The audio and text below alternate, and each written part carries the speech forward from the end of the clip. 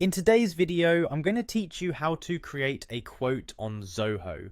Whether you're new to Zoho Books or you've been using it for a while, making sure you're effectively handling quotes is crucial for your business operations. So let's dive right in and get started. First, you'll need to log into your Zoho Books account. This might seem obvious, but ensuring you have the right credentials and access levels is key. Once you're logged in, you'll find yourself on the dashboard, which is essentially your control center for all the features Zoho has to offer. Next, you're going to look for the Quick Create option or the plus icon. This is usually located at the top right or a prominent position on your dashboard. Clicking this icon is your gateway to creating new entries such as invoices, bills, and most importantly for our purpose today, quotes. After clicking the plus sign, a drop-down menu will appear. From this list, click on Quotes.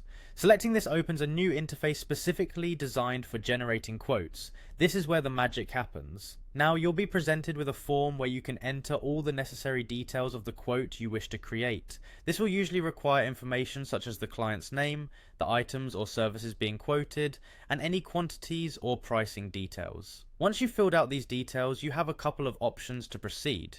You can choose to save this quote as a draft, which is ideal if you want to review or edit it later before it reaches the customer. Simply click Save as Draft for this option.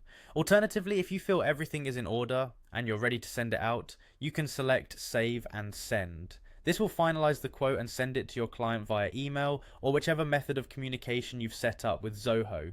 It's a seamless process that ensures your client gets the quote promptly. If at any point you navigate away from the creation process or need to view existing quotes, head over to the left-hand side menu and click on Sales. Then click on Quotes from the sub-menu. Here you will find a listing of all your existing quotes, as well as an option to create a new one if needed by clicking Create New Quote.